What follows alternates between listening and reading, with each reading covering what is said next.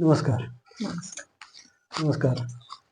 मी माझ्या अनुभवाची गोल या यूट्यूब चॅनलच्या माध्यमातून आज आलो शिक्रापूर नगरीतील माजी ग्रामपंचायत सदस्या शीलावती खंडेराव करंजे पाटील यांना भेटण्यासाठी. करंजे कुटुंबाचं शिक्रापूरच्या जडणघडणीत फार मोलाचा वाटा आहे. त्यांच्याकडून आज आपण सामाजिक बांधिलकी व कौटुंबिक जबाबदारी या दोन्ही गोष्टींचा जो त्यांनी लेखाजोखा आयुष्यभर जपला त्याविषयी आपण त्यांच्याकडून थोडी माहिती घेऊया. नमस्कार. काकी, तुमचं बालपण कुठं गेलं आणि माहेर कुठलं? माझं माहेर निर्वी. बालपण माझं थोडस निर्वीत गेलं, दुसरी आणि तिसरी. आणि चौथी पासून मी लोहगावला, भाऊ माझे एअरफोर्सला होते, तिथं शिकले. एअरफोर्सला शिकले. ते किती पर्यंत झालं? माझं 8वी पर्यंत झालं लोहगावला. लोहगाव. आणि पुढच्या शिक्षणासाठी नाही, तिथून पुढे मग माझ्या वडिलांनी मला नाही पाठवलं, पुण्यात नाही ठेवलं. त्यांची बदली झाली भावाची चंडीगडला. मग ते म्हटले पुण्यात मी मुलीला ठेवू शकणार नाही, त्यामुळे मग मला काही पुण्यात राहता आलं नाही. मग मला त्यांच्या बरोबर चंडीगडला घेऊन गेले ते 1972 साली. आणि माझ्या भावाचं लग्न 1968 साली झालं. 1968 साली मी 4थीला होते. 4थी ते 8वी लोहगाव मध्ये शिक्षण झालं माझं. शिक्षण असताना तिकडे जे गुरुवर असेल, शिक्षक गुरु, ते कोण कोण होते का, आठवते का? ते तळेगावचे बाळगुरुजी सराफ म्हणून होते आणि एक सादिकले म्हणून होते. अशा 2 ओळखीचे होते. आणि मला जे शिकवणारे होते ते थोरात म्हणून होते. त्यावेळेला मी 7वीला असताना आमची वाघोलीला फायनल परीक्षा झाली. खूप हुशार होते मी. भाऊ माझे खूप माझ्यावर अभ्यासाचा खूप हे घ्यायचे, क्लास वगैरे. त्यामुळं मी वर्गात नेहमी पहिला नंबर असायचा माझा. 7वीला मी 16 गावामध्ये पहिली आली होते वाघोलीमध्ये.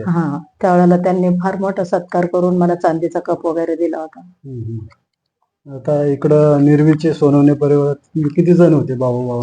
निर्वीच्या परिवारात माझे वडील एकटे होते. इथं जसं होतं तसं, इथं दादा जसे जे एकटे होते तसे माझे वडील एकटे होते. आणि दुसरे 3 भाऊ होते आणि परत एक दुसरे 3 होते. असे 6 चुलते होते मला चुलत. नंतर आमचं एकत्र कुटुंब होतं. नंतर विभागणी झाल्यावर तरी आम्हाला प्रत्येकाला जवळजवळ 150-150, 200-200 एकर जमीन होती त्यावेळेला. फार मोठं खटलं होतं आमचं. पाटील घराणं होतं. माझे वडील मुलकी पाटील होते आणि त्यांना ती पूर्वीची भाषा सगळी येत होती. मोडी लिपीमध्ये सगळं त्यांचा व्यवहार चालायचा. आणि त्यांना खूप ज्ञानेश्वरीचं आध्यात्मिक ज्ञान होतं. खूप देवदेव करायचे. त्यांना ज्ञानेश्वरीशिवाय एक सेकंद हे राहत नव्हते. दांडेकर मामाचे ते शिष्य होते, वारी करायचे. त्यांना 8 बहिणी आणि ते एकटे होते. भाऊ आणि एक मी, आम्ही दोघच माझ्या वडिलांना. आता भाऊ कुठं असतो तुमचे? भाऊ माझे चंदननगरला असतात, रिटायर झाले. आणि त्यांना 2 मुलं, 1 मुलगी आहे. त्यांचं नाव असं सांगा. शिवाजीराव बाबासाहेब सोनवणे. बरं. आता शिक्षण पूर्ण झाल्यानंतर मग इकडं करंजे कुटुंबात येण्याचा प्रवास आहे तो कसा झाला? मग आम्ही 76 सालापर्यंत मी चंडीगडला होते. 76ला निर्वीला आले. तिथं आल्यावर मग सगळे म्हटले की मोठी झाली, हिचं लग्न ठरवलं पाहिजे. मग इथं शहाजी करंजे म्हणून आहेत, ते माझ्या चुलतीचे मावस भाऊ लागतात. त्यांनी मला स्थळ आणलं हे करंजांचं. आणि मग यांनी पाहिल्यावर पसंत केलं आणि 1-2 महिन्यात लग्न झालं माझं. लग्न होऊन मी शिक्रापूर नगरीमध्ये आले. लग्नाच्या वेळेस आपले वसंतराव अण्णा होते, शिवाजी काका होते, संभाजी काका नव्हते. हे दोघच होते. माझे पण सासरे नव्हते. माझे सासू आणि सासरे 70 सालीच त्यांचं निधन झालेलं. माझे मिस्टर खंडेराव करंजे यांना आबासाहेबांच्या आईने म्हणजे काकींनी खूप सांभाळलं शेवटपर्यंत. त्यांच्याकडेच ते असायचे. लग्नानंतर आता दादांबरोबर तुम्हाला तुमचाही त्यांनी सांभाळ केला? हो, मग माझा पण सांभाळ केला. मला सगळं शिकवलं. मला पण मी भावाबरोबर राहिल्यामुळे फारशी एवढी माहिती नव्हती मला शेतीची वगैरे. पण आणि इथं तर इतका गोसा होता की आम्हाला बाहेरच कुणी पडत नव्हतं आमचं. बांगड्या बाऱ्याला कासार घरी यायचा, दगडू तात्या ब्लाऊज शिवायला घेऊन जायचे, त्यामुळे आम्ही बाहेर पडत नव्हतो. पण मी म्हटलं परिस्थिती फार बिकट होती त्यावेळेला. 4 बहिणींची लग्न झाली होती दादांच्या. आणि ते एकटे पडले होते. त्यांना म्हणजे असं सुचतच नव्हतं काय काय करावं ते. कधी अनुभवच नाही, खूप लाडात वाढले. लाडात वाढले. आणि मी बी एवढं जास्त केलेलं नव्हतं, पण म्हटलं आता आपण काहीतरी शेतीत थोडस केल्याशिवाय आपल्याला पर्याय नाही. मग मी थोडस शेतीचं काम चालू केलं. दगड वेच हे कर ते कर. ते शिवाजी गायकवाड म्हणून आहे, त्यांनी नांगरून दिलं, कोणी कोणी पाळ्या घालून दिल्या, असं सहकार्य केलं सुरुवातीला. आणि मुनाजी पवार, विठ्ठल पवार हे काकींकडे कायम असायची, शेती केलेली त्यांनी. ते मला चांगलं मार्गदर्शन करायचे. कारली लावल्या, आम्ही मिरच्या लावल्या. दादा विक्रीसाठी घेऊन जायचे, ते सांगायचे कोरेगावला जा, इकडे जा, तिकडे जा. पण त्यातून थोडंफार चालायचं. काही एवढी पाहिजे अशी प्रगती नव्हती. मग पोरांना रात्री झोपून आम्ही पाणी धरायला रात्रीचं शेतात जायचो. रात्र रात्र काम करायचं. खूप काम करावं लागायचं. सरपणापासून सगळं पाहावं लागायचं मला. त्यामुळे मी काकींच्या सहवासात असायची दिवसभर. त्या काय चांगलं शिकवतात, काय नाही, त्यांचं मार्गदर्शन. त्यांनी खूप खूप माझे संस्कार चांगले केले. आणि माहेरचे पण चांगले संस्कार होते माझ्यावर. आमच्या वहिनी खूप चांगल्या होत्या. दादांना खूप आवडायचं मी गाणी म्हटलेली वगैरे, भावगीत, भक्तिगीत. मग मी शेतात पण अशी म्हणत म्हणत बायांच्या बरोबर कृपायला शिकले. आमच्या शांताबाई काशीनाथ, हे काय त्यांचं आडनाव होतं, चव्हाण का काय, या नायकाच्या, त्यांनी फार खूप जपलं मला शेवटपर्यंत. त्या कायम आमच्याकडे असायच्या. 100 रुपये महिन्याने काम करायच्या, भांडी घासायला यायच्या, खुरपू लागायच्या. त्यावेळेला 15 रुपये रोज होता बायकांना. नंतर मग शेतीत खर्च करायला पैसाच नसायचा आमच्याकडं. मग माझ्या आत्या भाऊचा मुलगा एक दिवस सहज आले असे शिक्रापूरला. आणि म्हटले काय झालं तुझी, काय परिस्थिती अशी आहे, काय भानगड आहे? म्हटलं काही नाही, शेती आहे पण करायलाच कोण नाहीये, करत नाही कोण. म्हटलं वाटेल. आणि पैसे लागतात, किती लागतात? म्हटलं आता सध्या तर 1,500 रुपये पाहिजेत म्हणलं. 2.5 एकराला नांगरायला वगैरे सगळं डेव्हलप करायला. त्यावेळेला कमी पैसे होते. ठीक आहे म्हणे, मग मी करतो शेती. मग त्यांनी त्याला तिथं थोडस डोकं लावून मला हे करण्याचा प्रयत्न केला, पुढे आणण्याचा. मग म्हणे मी देतो पैसे, तू गहू कर, तुला काय करायचं ते कर. मग ते दर शनिवार रविवारी यायचे, शेती बघून जायचे. मी आपली बायका घेऊन खुरपायची, त्यांची हजेरी लावायची. एवढा एवढा पगार झाला ते पगार देऊन जायचे. तिथून पुढे मग असं सगळं मी म्हणजे इथला पाया मीच सगळं सुरुवातीपासून केला. फायनल तुम्ही नंबर काढला म्हणल्यावर व्यवहार ज्ञान भरपूर होतं. आणि मी फिरले होते ना सगळीकडे, मला बाहेरचं पण खूप ज्ञान होतं तसं सगळंच.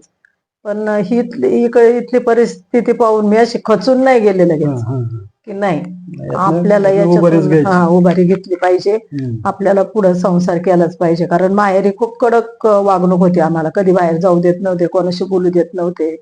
आणि मी अशी थोडीशी स्वभावाने तापट होते. आरडाओरडा करायची, मोठ्याने हसायची, मोठ्याने बोलायची. म्हणायची ही कशी संसार करायची, कशी नांदायची.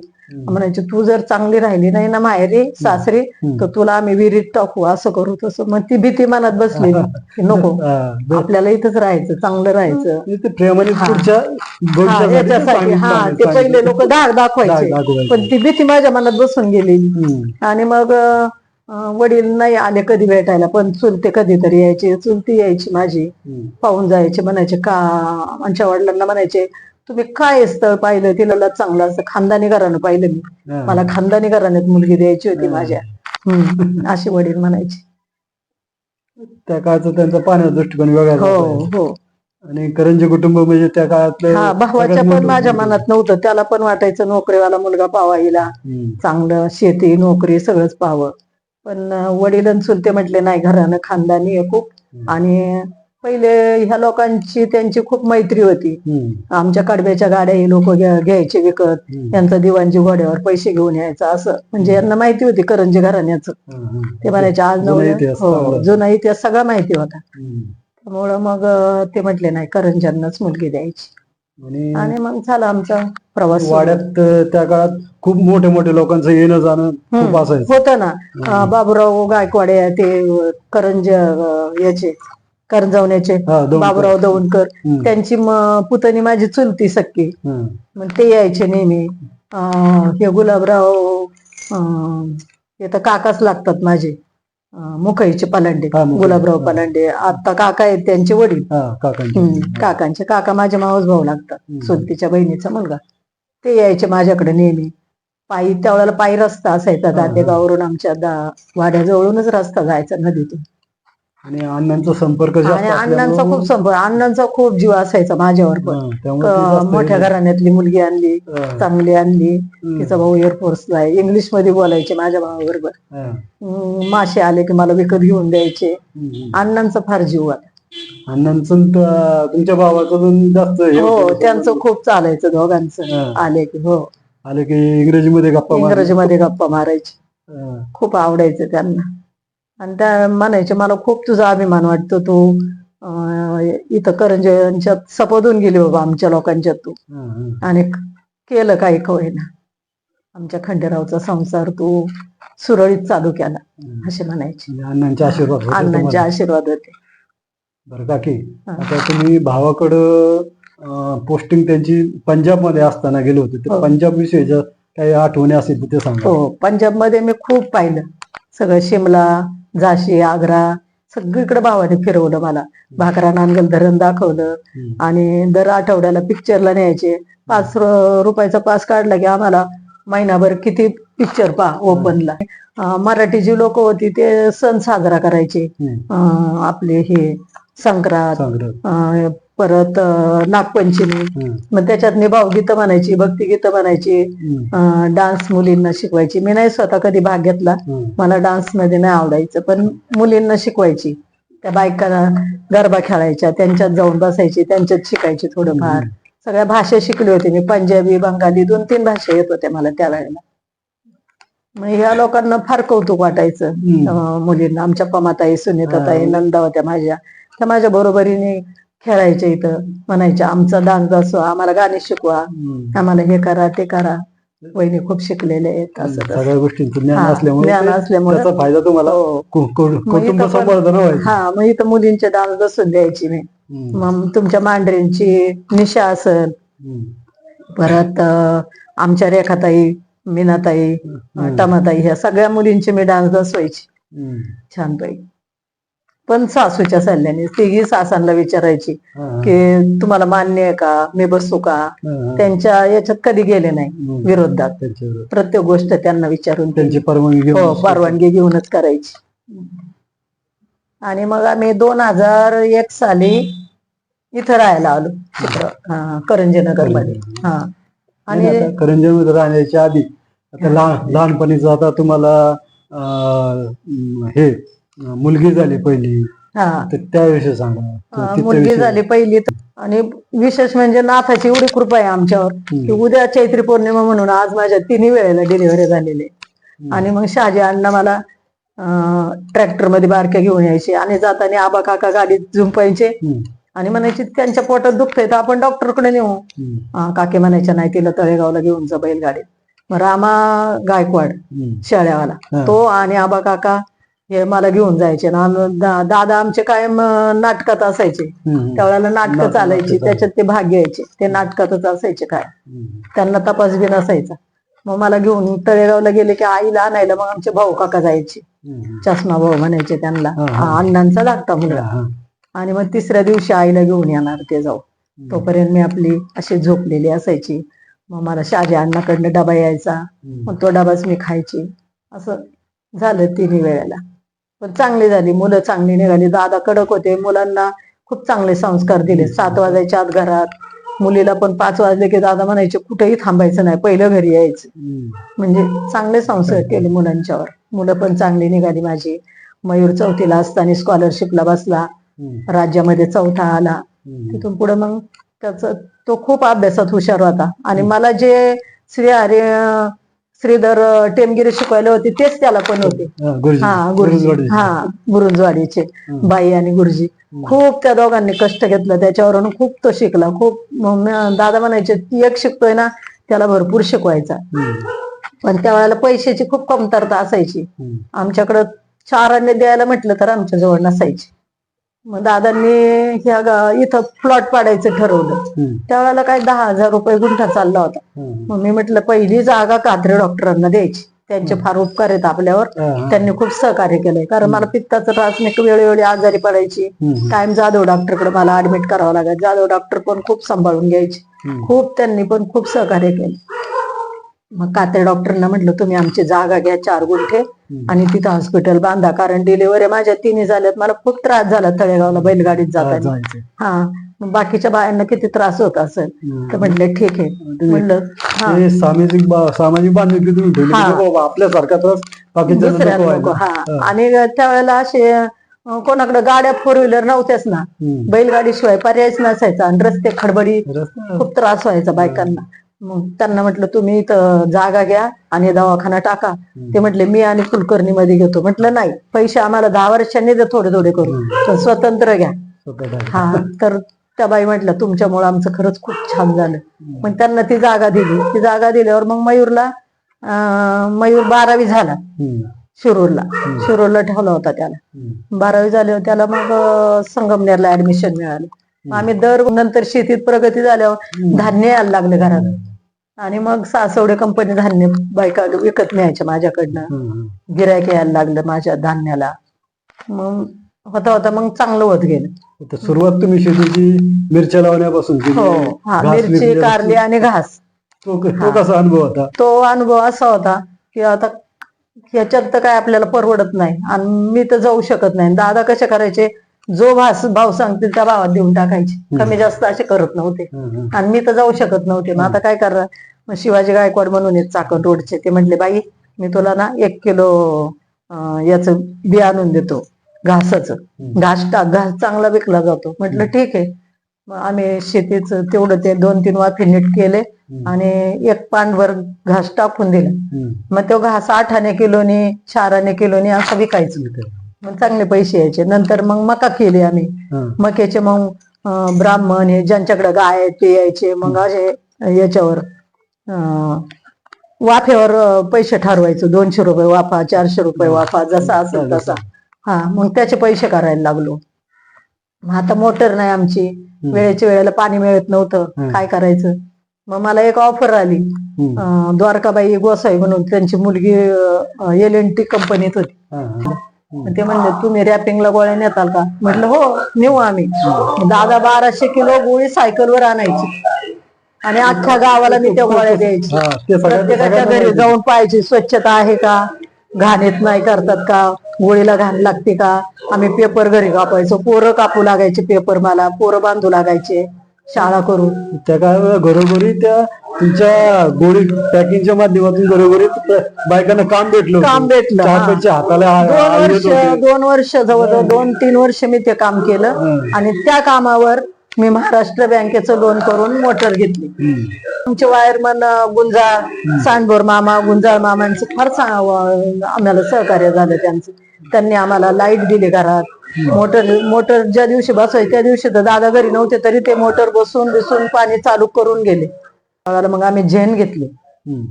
त्याच्या आधी ट्रॅक्टर घेतला होता आबा काकांचा. तो ट्रॅक्टरवरच हे दोघं शिकले गाडी कशी चालवायची ती. ऋषीला मी 2005 साली म्हणले निवडणुकीला उभे राहतो मी.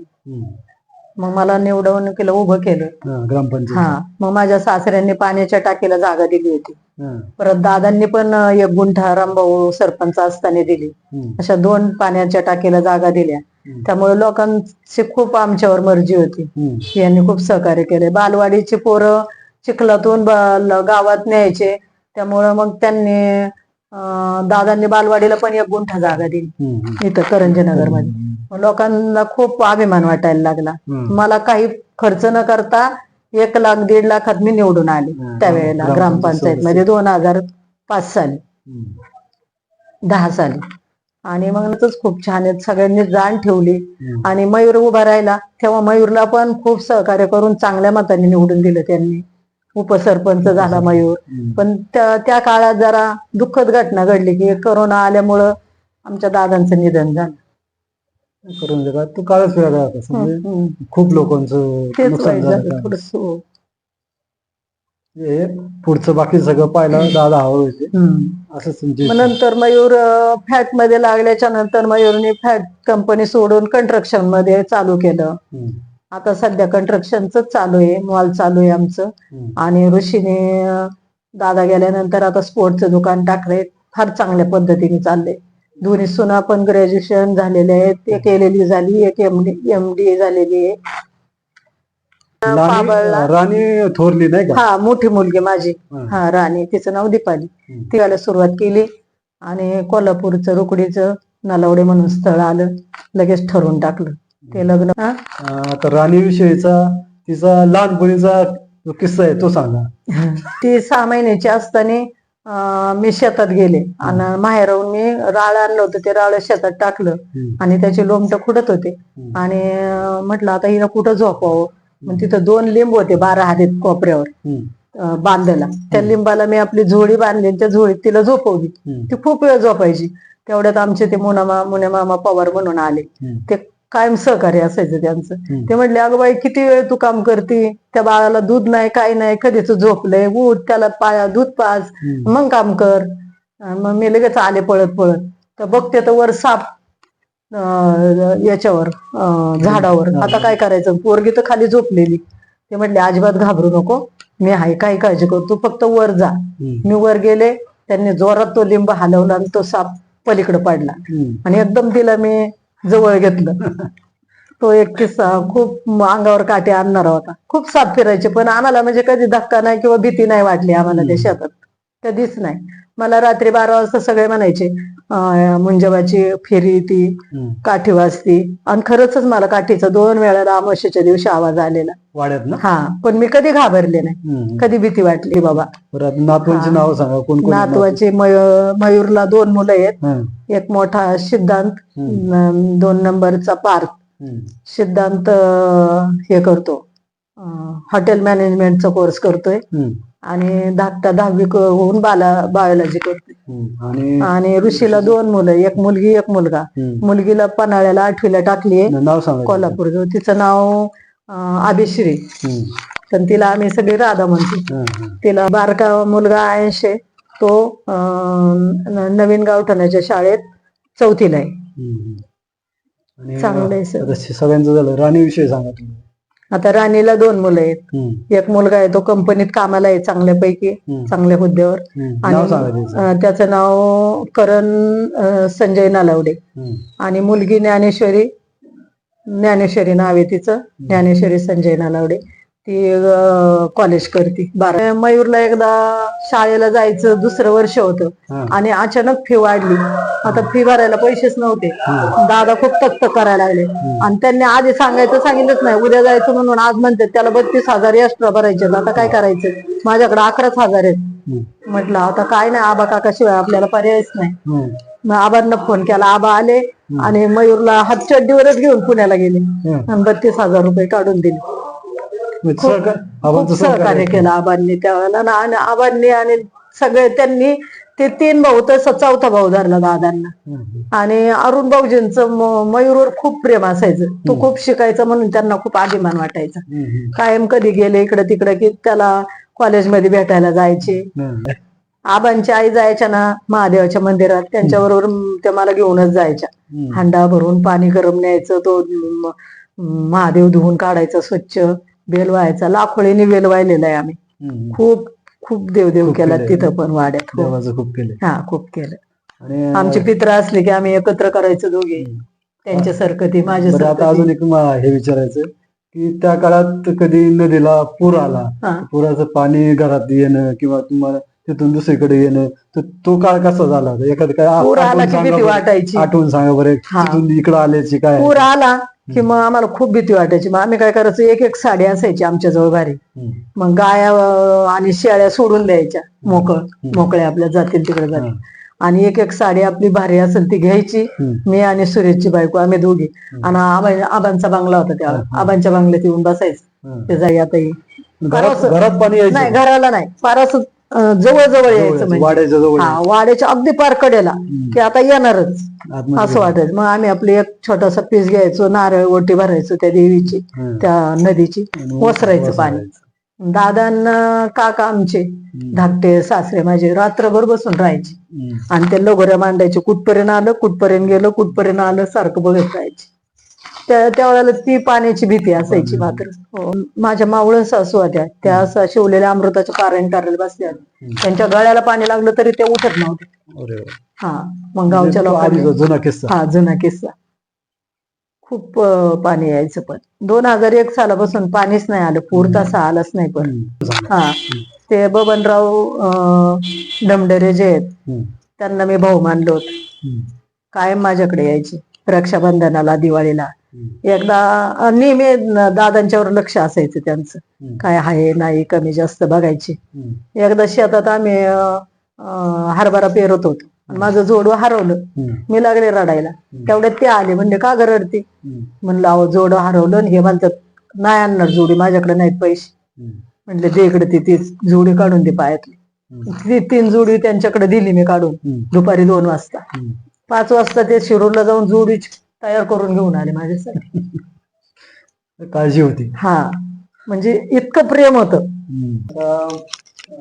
लग्न झाल्यानंतर माहेरचे लोक कुणीतरी भेटायला आले, चुलती टाकून भेटायला आले, त्यावेळेचा काय किस्सा आहे तुझा? त्यावेळेचा किस्सा असा, चुलती आली माझी, खूप कडक होती स्वभावाने, आणि पहिल्यांदाच माझ्या घरी आली. मला खूप आनंद झाला. पण आता हिला काय करू, काय घेऊ, असं हा माझ्या डोक्यात विचार. माझी तर परिस्थिती नव्हती तशी साडी घेण्याजोगी. म्हणलं येऊ द्या, आली ना चांगलं आहे. उलट म्हटलं ताई बरी आहे का ग? हा म्हणली बरी. तू कशी आहे? म्हणली मी चांगली. मग म्हणलं काय तू जेवण करते मी तुझ्यासाठी, तू काय खाणार? म्हणले काय नाही, तुला तर माहिती आहे मला बटाटा आणि मसाले भात आवडतो, बाकी काही नाही लागत. म्हटलं ठीक आहे, आणि ज्वारीची भाकरी. मग आता ते बटाटा करायचा, पण त्याला घालायला माझ्याकडे काहीच नाही, खोबरं नाही, शेंगदाणे नाही. आता काय करणार, कसं काय वाटणार? म्हटलं मी गेले आपल्या देवाऱ्यामध्ये, जेजुरीचा भंडाराची पिशवी होती, त्याच्यात हात घातला, 2 खोबऱ्याचे बारके बारके तुकडे निघाले. ते घेतले, तांदूळ घेतले, थोडे तीळ घेतले, भाजले तव्यात, वाटण वाटायचं. तेवढ्यात ऋषी पळत आला, लहान होता ऋषी. त्याने खोबऱ्याचा तुकडा उचलला आणि सुटला पळत. मी त्याच्या माग पार गेले विहिरीपर्यंत. अरे ऋषी नको रे, आपल्या आजीला स्वयंपाक करायचा आहे, तेवढंच खोबरे तुला मी उद्या दुसरं देईन आणून. त्याचा तुकडा काढला आणि त्याला खाऊ घातला. मला खूप रडायला आलं, तेव्हा खूप वाईट वाटलं. पण म्हणलं आता जाऊ दे. तशीच आले त्याला मारत मारत घरी येऊ. ती म्हणली का ग? म्हणलं अगं हा विहिरीकडे जातो, ते विहिरीला खूप पाणी, भीती वाटते. म्हटलं बाकी काही नाही. तिने ओळखलं पण, आणि मग मी ते वाटण वाटलं, स्वयंपाक केला, तिला जेवायला घातलं. आणि यांना म्हटलं कुठं काही करा, पण तिला एक कलकत्ता खण आणा, ती भारी खण वापरते. म्हटलं साडी नाही पण निदान खण तरी आणा, पहिल्यांदा आले आपल्याकडे. ते गेले तळेगावला, तिथं खण मिळाला नाही. गुरुवाकडे गेले, तिथं मिळाला नाही. बरेच दुकानं फिरले, बरेच लोकांकडे गेले, कुठंच काय मिळालं. मग ती म्हणली पाहुणे का सारखे ये जा करतात, तुझी काय चालली म्हणे तगमग? म्हणलं काय नाही.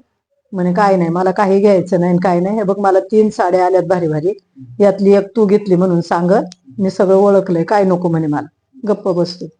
आणि मग जेवण झाल्यावरती 5-4च्या गाडीने, हांगेवाडी गाडीने निघाली जायला. मग मी आपलं हळदी कुंकू लावलं, ओटी भरली, एक पीस होता आपल्या घरात त्याची. आणि मग तिने जाताना 100 रुपये दिले. ते 100 रुपये मला आयुष्यात मी कधीच विसरू शकणार नाही. मला खूप मोठे वाटले त्या वेळेला. असं वाटलं हिने मला लाख रुपये दिले, 100 रुपये. त्यावेळेला आमची दिवाळी व्हायची. म्हटलं मग मला म्हटली उद्याची उद्या सगळं सामान भर घरात, बाकी काही करू नको ह्या पैशाचं. म्हटलं बर. आणि मग घरी गेल्यावर त्यांना खूप बोलली, तुम्ही काय स्थळ बघून दिलं तिला, असं काय दिलं, नुसतं नावाला मोठे. आज पोरीची काय कंडिशन आहे? ते म्हटले हे बघ, आज ना उद्या चांगलं होईल, कष्टाला फळ असतं.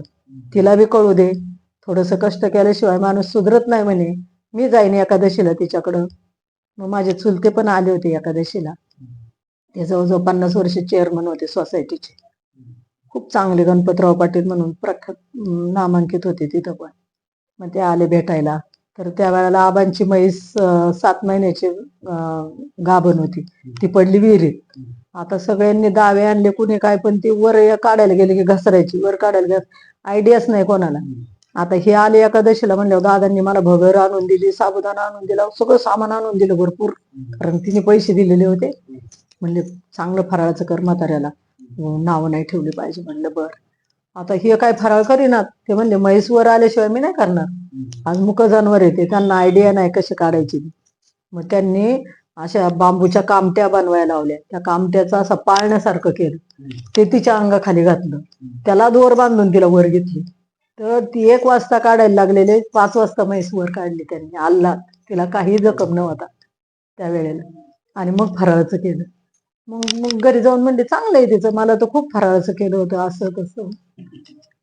खूप समाधान वाटलं. अरे म्हणे जाऊ दे, शून्यातूनच माणूस वर येतो.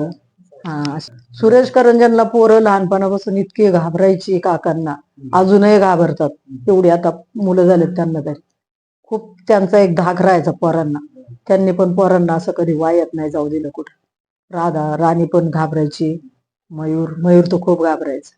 तुमची मुलं काय त्यांची मुलं हा. त्यांचे सारखं सामान हा. त्रास नाही झाला पाहिजे. पण त्यांचा धाक असायचा सगळ्यांना. त्यामुळे मग आम्हाला काय वाटायचं नाही, चला हाईत लक्ष द्यायला.